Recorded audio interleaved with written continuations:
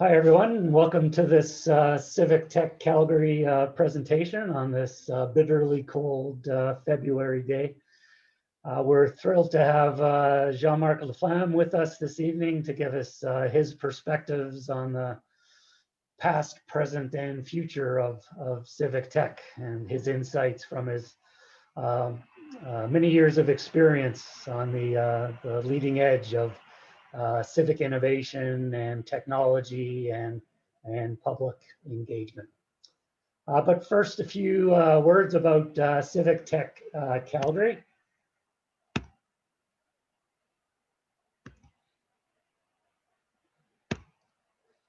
So Civic Tech overall, really what it is a movement, at least our definition is a movement in which citizens and governments use technology, data, and design for public good.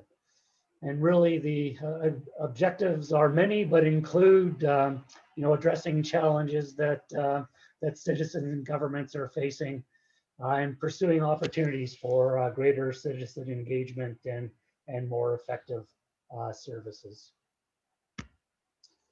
So really this is a global movement, as I'm sure Jean-Marc will start to talk about as well, but goes back 15 years and maybe more in certain pockets. There's a really neat organization called Code for All, which actually is kind of an umbrella group that has many countries around the world that are doing work in civic tech. Check it out if you get a chance. In the U.S., very progressive work being done in places like Chicago and Boston and New York City, and Code for America, really one of probably the first organization that really made this popular and using technology in government and engaging citizens to help out in the delivery of services. They have a US digital service, as well as a cool organization called 18F, which is kind of a leading group that kind of brings in Silicon Valley, type technology into government. Of course, we're doing this in Canada as well. Many cities are now participating, and Code for Canada helps to facilitate the various groups across Canada. So check out their website and you'll see the community section with the various groups and some work there. And in Canada, we have our own Canadian digital service as well. So civic innovation, we really like to think of it as an innovation space. So, where people working in a wide variety of sectors come together to build community and to solve problems. So in Calgary, we've been going since 2017, bringing people together with interest in improving their community through technology and leveraging the support of the City of Calgary and the Civic Innovation Lab and other groups, digital groups at the City of Calgary have been very supportive, as well as a networking group, technology group, Rainforest Alberta. And if you haven't checked them out, you really should, because it's a great, every Wednesday they do a lunch without lunch. Fantastic. There's a Slack set up with literally thousands of tech folks across Calgary. So great way to network and engage with the tech community. So, really our driving force was to knock down some of those silos and the barriers between the various groups and sectors across the city, really addressing challenges and pursuing opportunities. So we have over 800 members now and still growing. We have meetups on the second Tuesday of each month. And sign up and tell your friends about our meetup site where they can sign up. Our website, civictechyyc.ca, and our Twitter handle at civictechyyc. So I'll stop sharing now. And again, welcome everyone, and welcome Jean-Marc. You can take over control and probably best if you introduce yourself. You'll do a much better job than I will, but Sure. welcome virtually to Calgary, and we're looking forward to the presentation. Awesome. Thanks, Jeff. Yeah, you know, you've been instrumental in fostering Civic Tech in Canada and complementary movements with Data for Good and Open Calgary. He also, as you know, as Jeff supplies amazing knowledge for Canada's Open North that is now getting distributed to Canadian communities with our advisory service. And yeah, I'd like to thank you all for attending. I'm just gonna share my screen here with a little presentation. You guys all see it? Yeah, it's got that banner at the top. So whatever you did last Okay. time. Yeah. Yep. Two seconds here. Oop. 2 seconds.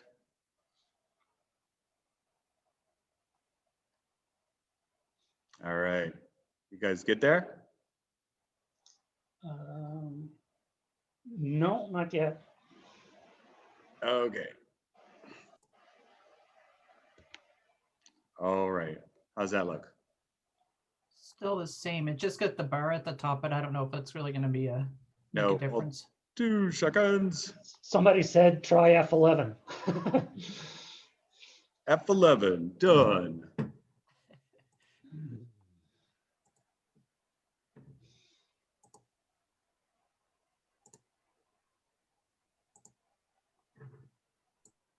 All right. There we go. Boom. How's that look? Still has the banner. Okay, well, we'll keep on going there. Okay. Okay, so yeah, my name is Jean-Marc La Flamme, and I'm going to upload some knowledge to you on some of my hacking of the system, focusing on smart cities, regenerative living, and civic engagement. Yeah, so I am a lucky Swiss Canadian, two of the coolest nationalities, and lucky to be at the right place at the right time in Ottawa for the birth of the internet.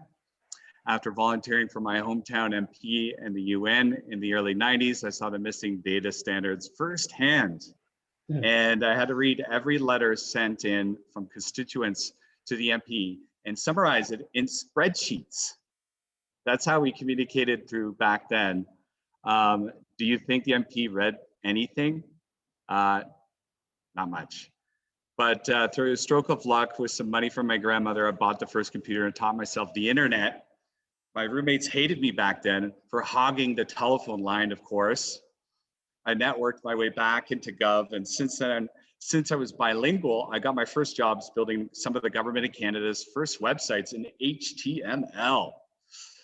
And a few short years, I worked my way up to the webmaster role for Canada's first Smart Communities program at Industry Canada, which I'll talk about soon, but also Export Development Canada and the Gov's first e-commerce software.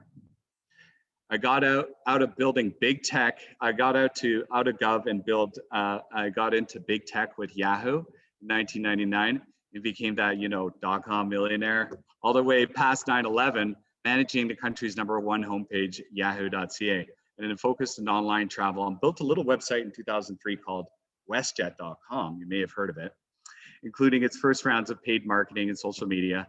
So after jumping around a bit more, I'm now in the Kootenays. I'm sure you guys have been out here in your backyard. And over the years, I've created civic tech teams and civic hackathons from co-working spaces and innovation centers with startup programs. So today I'm managing director of ReGen Villages, and we'll talk a little bit about that, as well as community advisor for Open North, and do business development for Intergen Capital out of Calgary, as well as my company Deal Point Capital. And we'll talk about those. So the climate crisis, the health crisis, the economic crisis, the meaning crisis, the communication crisis. These old systems that our world was built on are crumbling, finally. At the same time, we're at the intersection of exponential technologies such as AI, automation, which is giving us major disruptions. But wait for it, Elon tweets again. I'm super optimistic and bullish. But if we play our cards right, we'll evolve living by giving everyone a chance to co-design resilient, affordable, equitable, healthy, and regenerative communities together. And that's where nature and you come together. So in 1997, Professor Suzanne Simard from UBC discovered the Wood Wide Web, the internet underneath the forest, a kind of have-need network. It's a fungus in the roots of plants that share nutrients across species. In case you didn't know, as humans, we're made up of fungus. About 30% of our DNA is fungal, as the earliest known organisms are mushrooms. Now we are studying this term called regenerative, and it fields biomimetics and biomimicry, where we study the earth patterns from 4.5 billion years ago and look for patterns to incorporate in design thinking.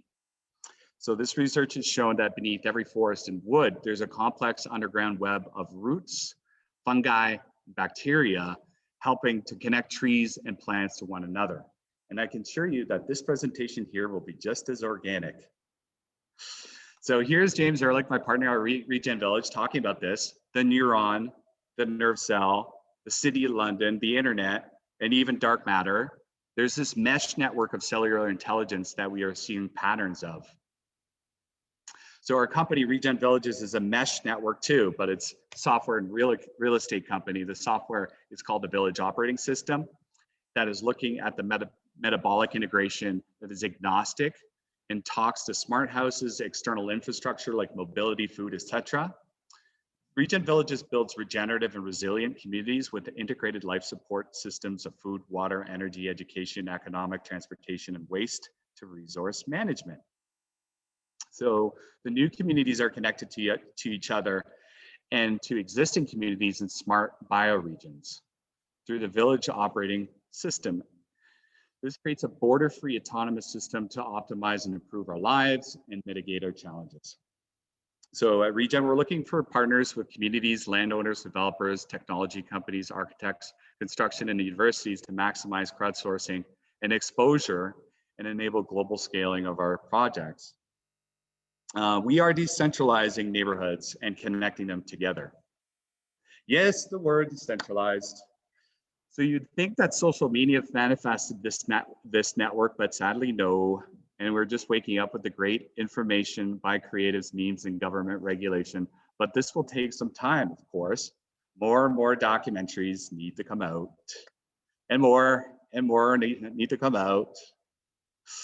But at the same time, what once took me millions of dollars to build now only takes thousands with a global decentralized team. And this is the era of Civic Tech for all you guys. E-Residency Program, I'm sure if a few of you have heard, is a program launched in Estonia on the 1st of December in 2014. The program allows non-Estonians like us Canadians access to Estonian services such as company information, formation, banking, payment processing, and taxation. The program gives the e-resident a smart card which they can use to sign documents. The program is aimed towards location-independent entrepreneurs like digital nomads and onwards. It's a really great exercise. I mean, it's only useful for a few people, but I know a few people that are joining it just to take the exercise.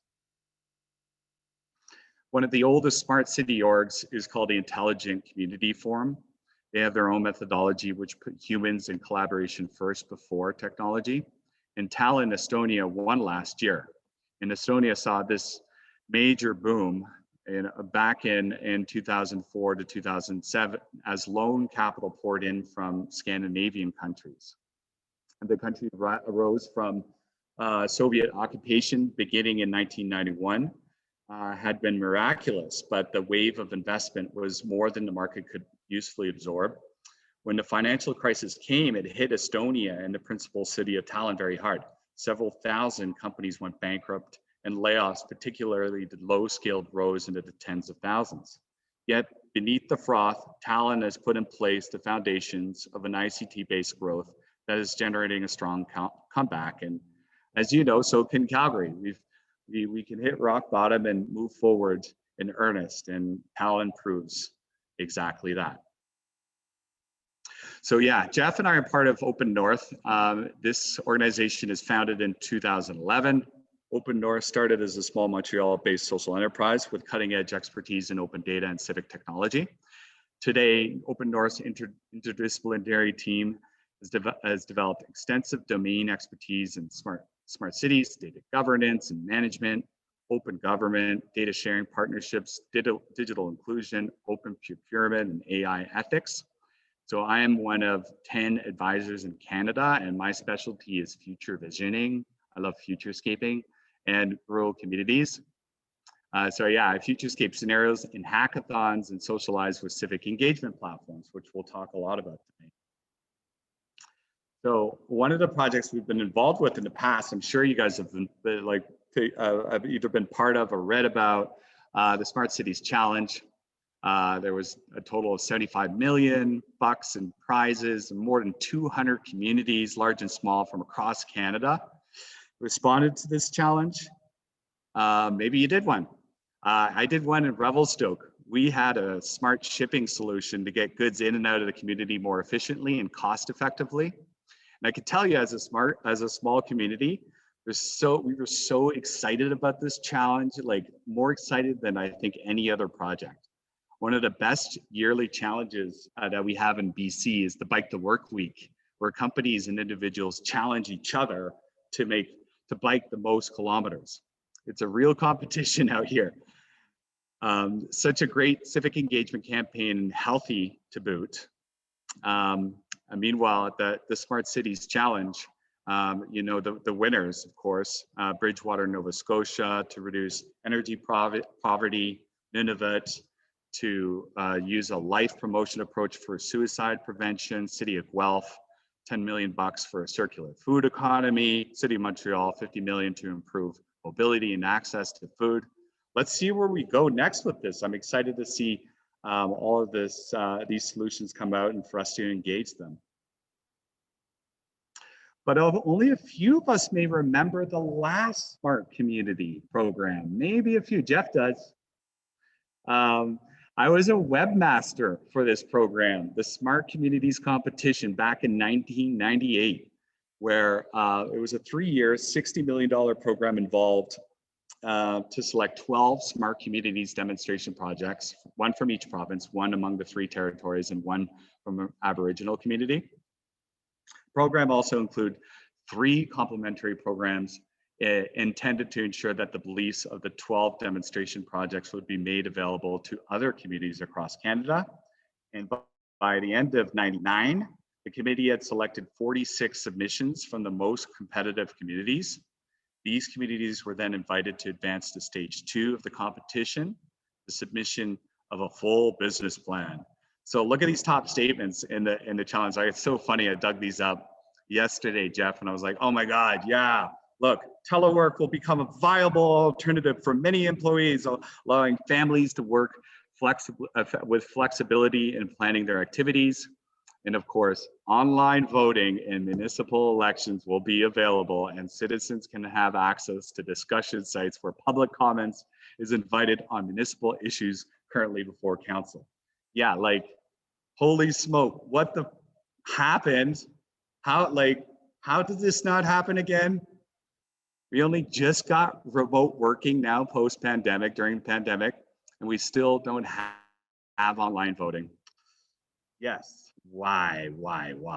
Because 83% of us are still on social media and Facebook. Social media was developed and sucked the data, collaboration, creativity, and voting by liking inside of this billionaire wormhole. And just like when the American automobile killed the passenger train in Canada, big tech sucked our abilities to develop these powerful tools locally. So what's up, CBC? Why didn't you make social media platform with the citizens like the TV channels? Actually, that wouldn't have been a good idea. But now Facebook says it would welcome increased regulation by the Canadian government, including rules of what kind of content it should or should not be allowed on social media platforms.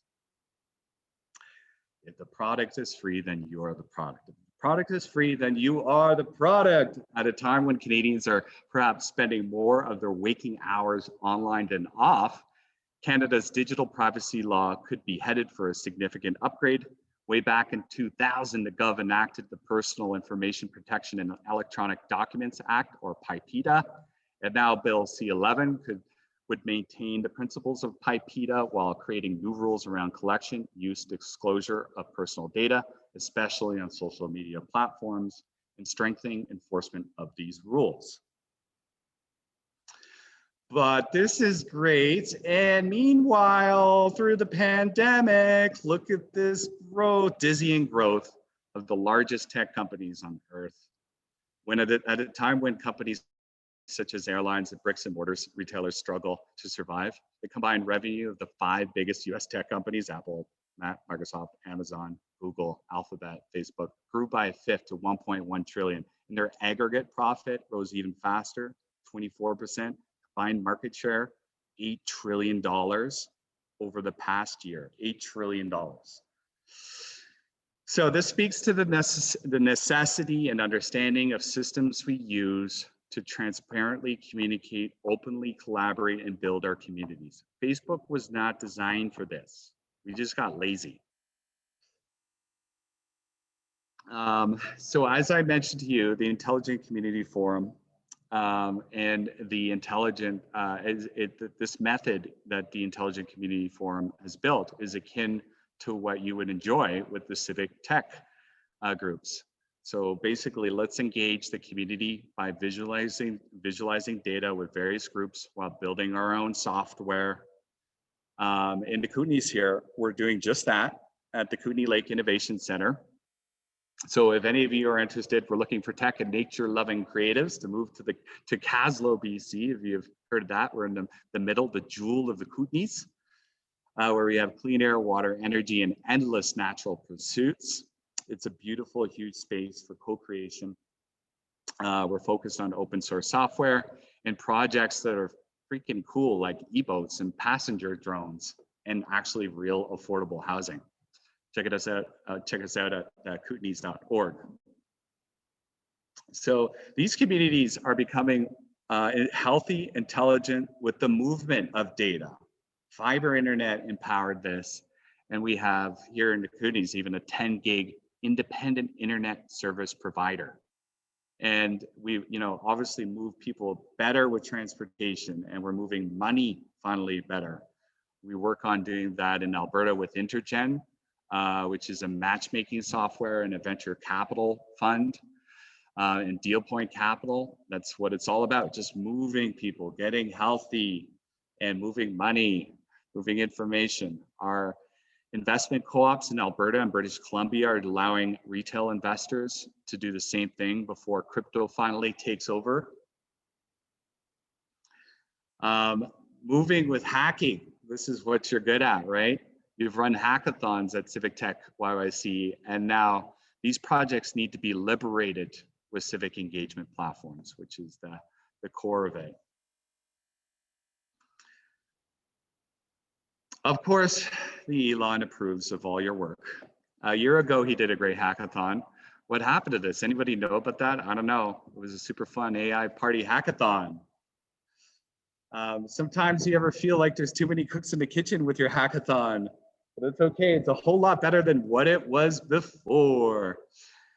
We have to learn how to collaborate. Our old system around committee tables, the new system, civic engagement platforms, the old system, politics, the new system, intergenerational, the old system, lots of complaints, the new system, innovative consensus. So everybody's getting excited about that now more than ever as the zooming around committee tables continue. So this is, let's see if I can play this video here. Last year, great Canadians at the Institute Without Boundaries, if you've heard of them, at George Brown College in Toronto, tackled this challenge. I was also part of this knowledge gathering and experience. The educational program in studio works towards collaborative design action and seeks to achieve social, ecological, and economic innovation. The IWB, in partnership with the Evergreen, explored and evaluated the evolution of smart cities, both nationally and globally, in order to better design and create smart cities that are ethical, inclusive, and sustainable. So I'll just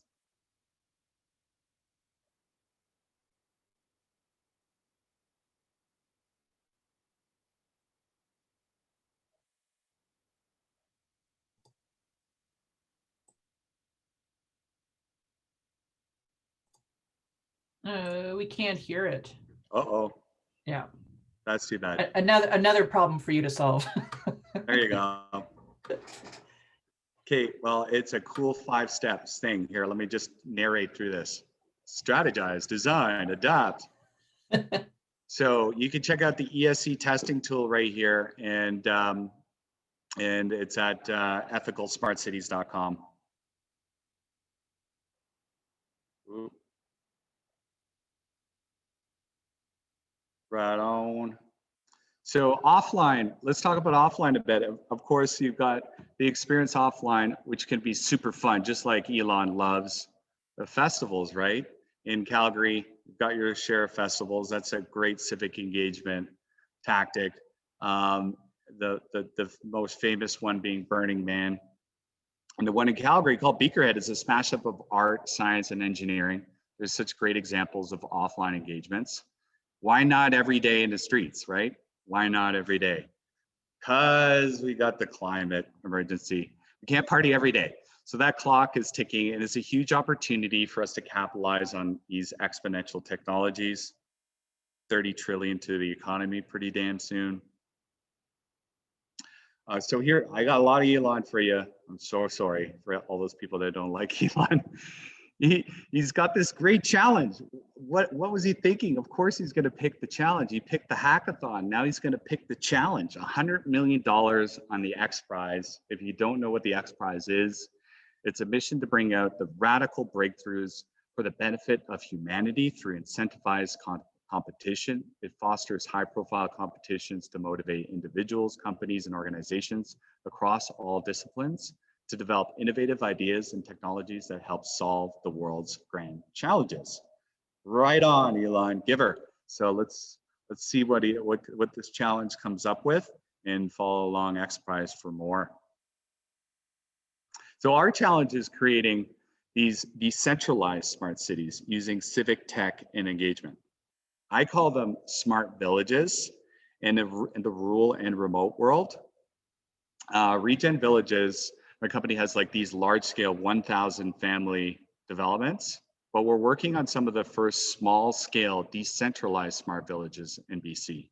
And One by the Future Thinkers is a global collective of professionals focused on the evolution of society, consciousness, and technology. So take a look at that at thefuturethinkers.org. Smart governments, smart mobility with elements of open gov and civic engagement, and open transportation innovation. We have to build experimental zones for drones, of course.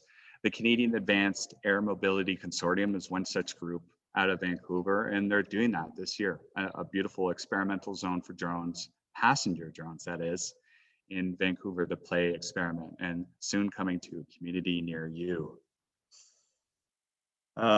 The open smart economy tools, of course, some of these are listed here, local intel, and it's tools to mix and match data sets from all sectors and startup ideas, setting goals also on a collaborative dashboard with your smart environment to challenge communities again. So, you know, people often wonder why my other home country, Switzerland, is so damn innovative. Well, it's 730 years old. It has 4 national languages, is a small landlocked country, and has been forced to innovate or die. It's the OG, it's the original Silicon Valley with watches, biotech, and fintech. So unlike other countries, in Switzerland, no one person is ever head of state, no one central chief to blame. About 4 times a year, citizens get to vote on initiatives. They're called referendums. You may have heard of them. You can do them here, where policies are directly voted on by the people. That's called direct democracy. So have you done a referendum? We actually did one in Revelstoke in the 80s for the community pool. It was fantastic. We could legally do this, so why not? You know, yet another case for civic engagement platforms, number 85 on the list. So Switzerland is direct democracy. These are the civic engagement platforms existing, or the types that exist throughout the world, named by Graham Smith in 2005. Tonight, we're going to focus on e-democracy or civic engagement, the use using information technology to include citizens in a decision-making process. So these are just more slides here. I'll kind of share them with you after this call to go through, obviously, looking at this entire process, inform, consult, involve, collaborate, empower with the promise to the public and public participation goals, which increase the impact of the decision. So the first platform we're going to showcase here tonight, because I'm going to go through a few of them, but not all of them, just a few of them. The first civic engagement platform is Canada's PlaySpeak. With PlaySpeak, organizations can easily tap into the knowledge and experience of thousands civically engaged participants. Existing users are automatically notified of new consultations in their community based on their interests. Instead of one-off consultations, we're breaking down silos and making democracy habit-forming by connecting people with one another in the places where they live, work, and play. From city planning and transportation infrastructure to school districts and community organizations, decision makers need to know that they are hearing from real, relevant citizens within their affected communities. All of this, I'm sure, is really familiar to you. It has traditional online polls, surveys. So this, traditional online polls, surveys, and social media simply can't do that. But PlaySpeak has unique geo-verification technology, which connect participants' digital identity to their physical location, ensuring that the data collected is relevant and defensible for evidence-based decision-making. It's geo-verified, privacy by design, and onwards. This is the second one called CitizenLab. It's from Belgium. It's the high-powered product out of Europe, whether it's through a survey or participatory budget or idea collection. CitizenLab offers multiple ways to consult citizens. During the project, you easily follow up on its progress and input you receive. In the end, you can easily use the data for your community to shape your policies, increase legitimacy, and gain trust. There's all these really good features. Both these platforms are growing exponentially. Here's a third one called Decedem, another project from EU in Spain. It's a free open source participatory democracy platform for cities and organizations. But Decedem is more than a digital platform. It's a commons free and open project and infrastructure involving code, documentation, design, training courses, a legal framework, collaborative interfaces, user and facilitation communities, and a common vision. I've just gotten acquainted with that recently and actually quite like it.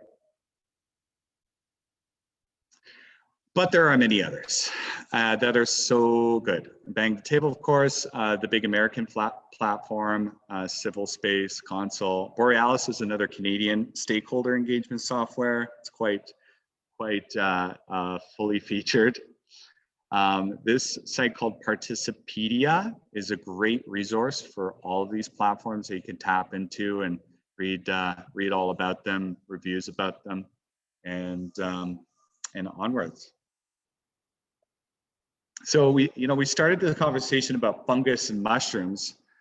Look at the message of myself. I'm just kind of a vessel. We're all a group of self-organized and decentralized vessels. And you have to, you have been there before in those terms.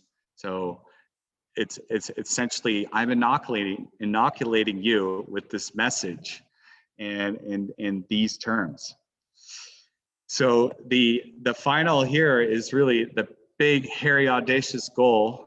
How do we break down the silos, as we all love to do? Big tech and civic tech, open gov and smart cities, innovation centers and community development become decentralized.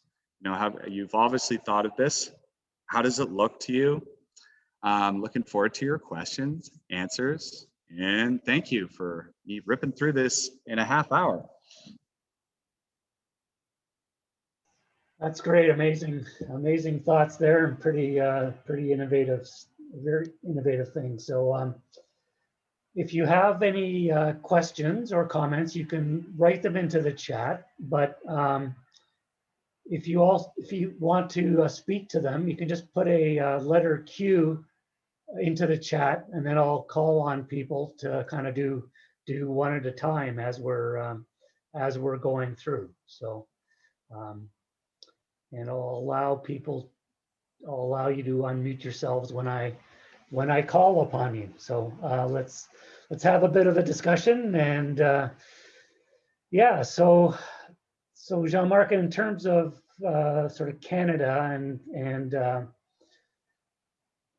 do you see kind of sort of some green shoots or areas or cities that are kind of ahead of the curve? And if so, kind of what's maybe driving that or allowing that to happen? Yeah, like, I mean, it's a great question. Like, what is ahead of the curve? You know, oftentimes, as you know, you've got great civic tech organizations that are connecting you with the projects across the country, or the Smart Cities Challenge, or, you know, Startup Canada Awards. There's no shortage of these award shows that kind of connect us with the companies in the cities that are ahead of the curve. But, you know, how do we know, you know, which communities are feeling great, you know, besides the happiness indexed, which ones are ahead of the curve and, you know, enabling themselves to be engaged, you know, not just financially sound, but actually, you know, developing their communities at another level, right? So yeah, like, you know, I'm really kind of focused on the civic engagement side of things. And, you know, we've just seen an ever increasing amount of cities, as you know, latch on to these civic engagement tools, and more, as you know, that are doing these hackathons across the country on a regular basis. So yeah, like, I think it's going to be exciting to see it kind of percolate to the forefront, as now we're really paying a close attention to data governance, and then again co-creating some of these smart city products, instead of just letting the big tech walk in and nobody wants that. I mean, we saw firsthand last year what happened with Sidewalk Toronto. Nobody wanted the big Google to walk in and supposedly own a portion of Toronto, even though, you know, would have been a fabulous innovation center, that's for sure, right? But we learned from that lesson, and you know, now Sidewalk is moving on and is looking to just partner with developers and landowners instead of being the landowner. And so it's great to see what sort of collaboration is happening between the private and public sectors from that. And that's kind of what we're looking to initiate with a variety of organizations. So when I look at what could come next in terms of smart cities and communities that are ahead of the curve, it's three models really. One is the brand new communities, which need to be set up, like I said, the ReGen Villages or the smart villages. Two is these experimental zones. What was going to be Sidewalk Toronto is now, I'm sure, going to be an independent project by a variety of organizations in Toronto. A little experimental zone in Toronto to recreate what Toronto could look like in a neighborhood. And then we're going to see wholesale replacement of some communities that have expired.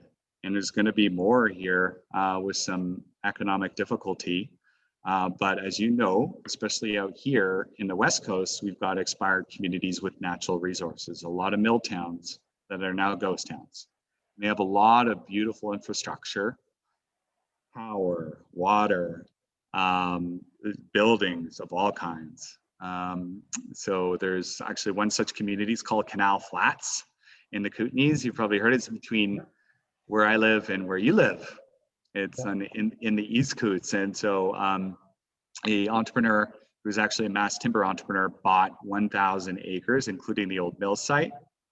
And what started there is the Columbia Lakes Technology Center and a company called PodTech And pod tech takes is a, you know, it's a crypto mining equipment manufacturing facility. And so what once was a giant mill is now in one end you have shipping containers that go in, they connect shipping containers, and they put a energy capture system around these 6 shipping containers, load it with data center and crypto mining equipment, and out the other end it turns into a megapod. That megapod can be used now excessively for crypto mining, and the waste heat is captured and can be pushed out to greenhouses and affordable housing.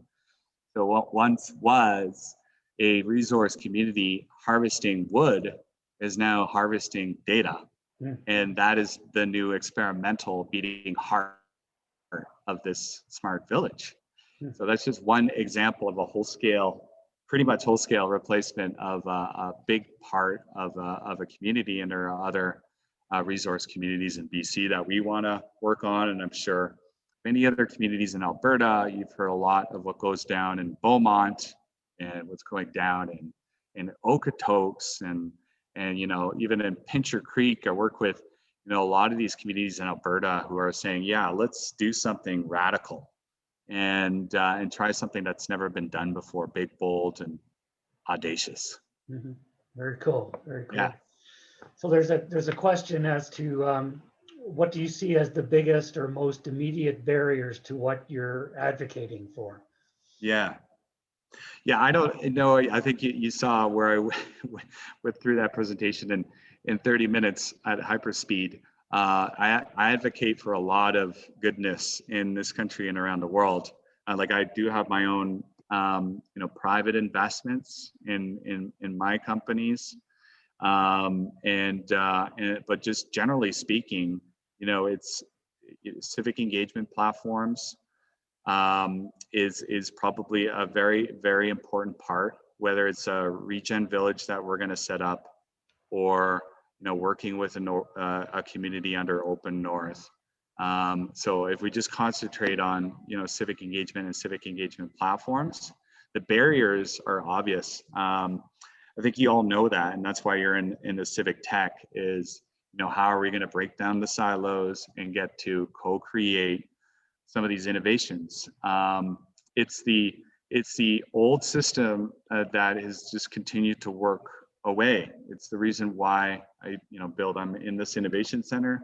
It's the third one I've made happen in the Kootenays. They're right next to City Hall, and so the barriers are just this collaboration that needs to happen more frequently and really fun ways, whether it's having a weekly community festival, turn the regular market into innovation in the streets.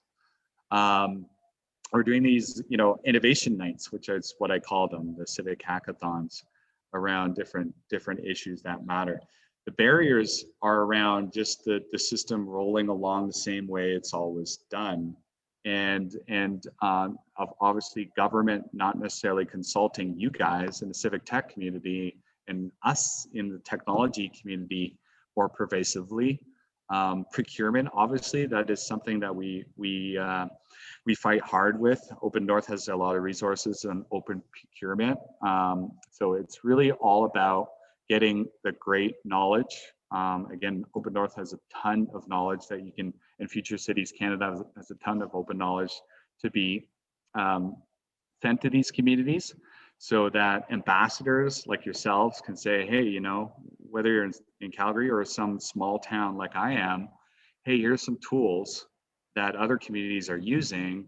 We'd like to use them. And you know what? If your council doesn't understand that, then you get a group together and you build a tech team. And that's what you've done in Calgary and in small to medium-sized communities. We should all have that luxury of teams of people that come together and co-create using technology with the foundations of open data standards. So those are the biggest barriers in Canada. If we go look on a macro level, we have this huge, beautiful country. We only have 35 million people. We're spread out all over the place. And again, going back to why Switzerland is innovative, it's because it's all crunched together in one small city. So we have to kind of, bring people together in different formats, as I've illustrated in the presentation. Fun, creative, and exciting formats, and then initiate new ways of visualizing this information. It can't just be, we're all sick of social media and talking heads and textual content that's flowing out through algorithms in a news feed that makes no sense.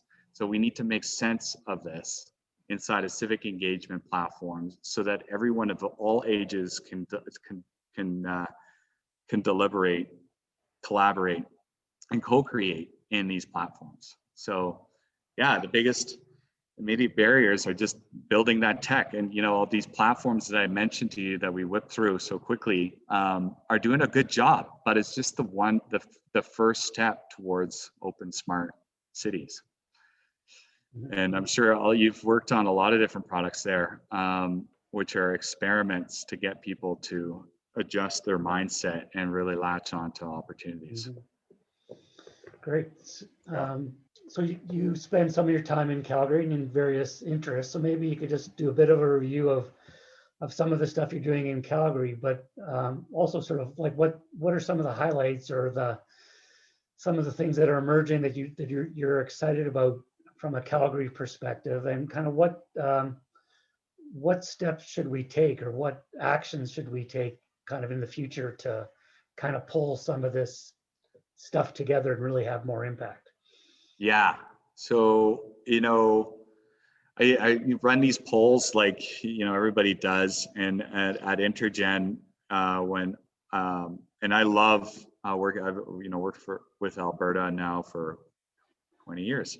And either whether in Alberta or outside of Alberta, I own a business there. And so it's been really great. The Kootenays is Alberta's playground. We're a backyard to Alberta, trying to create a pipeline that's not oil, it's a data pipeline and an innovation pipeline. You guys can all come here and play, and you can go back to Calgary, and I'll come to Calgary, and we'll enjoy the good time here, go forward.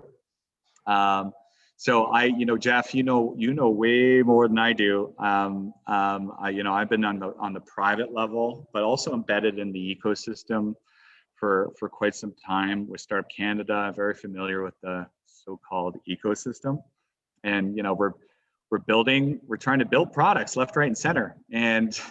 And as Debbie we spoke about before there, it's like, how do we break down the silos of these ecosystem players, and how do we all work together, and how are we not pissing on each other and overlapping each other, and how can we share this? And Andrew Brown from the Calgary Innovation Coalition does a great job at pointing everybody in the right direction and bring everybody together in these Zoom chats. But we got to build product. It's finally economically feasible to do it. We've got a lot of money to do it, and we can do this together. And you know what? When I did the poll last week at Intergen with a couple hundred people listening to the innovation minister, and the poll was, one of the questions was, should we innovate inside of Alberta or inside of Calgary, or should we innovate across this country? And you know what the answer was? Like 70% across this country. So what are we doing? That was my last slide.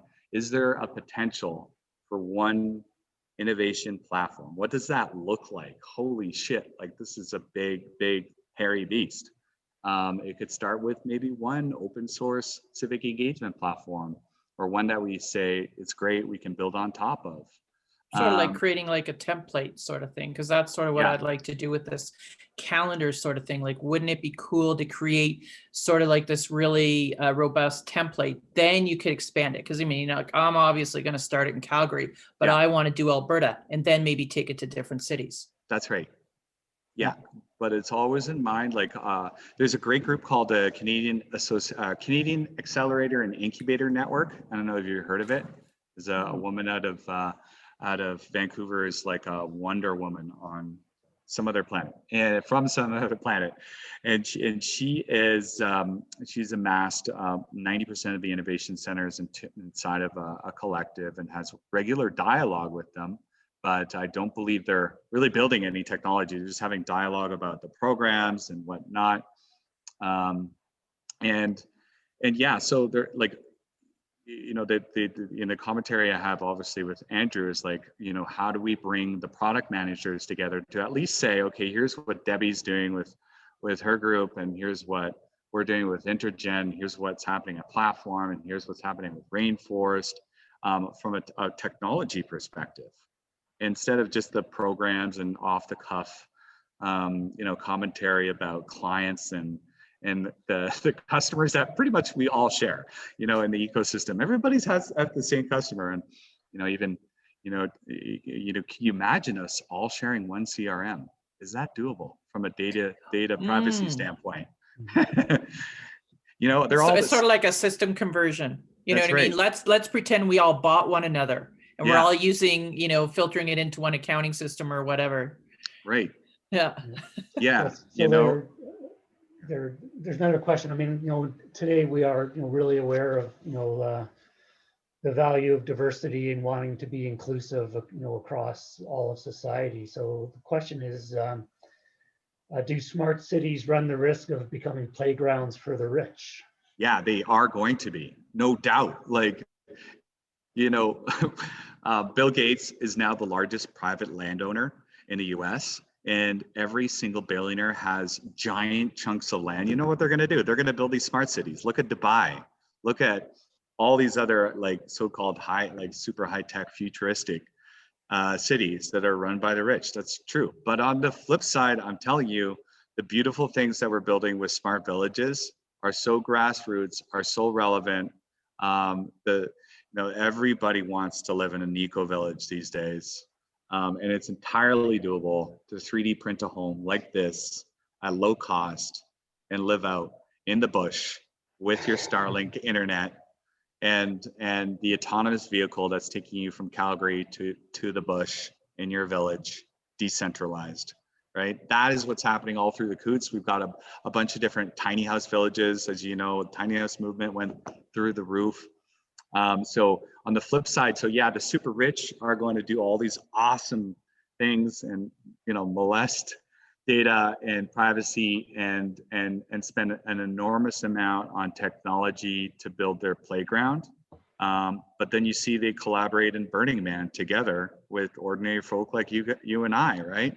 So I think there's going to be all these different experimental zones throughout the world now that we fully decentralized. And I think there's almost like 10 million Canadians still working remotely, 100 million Americans still working remotely. And 80% of the companies are going to say, hey, yeah, just keep working remotely.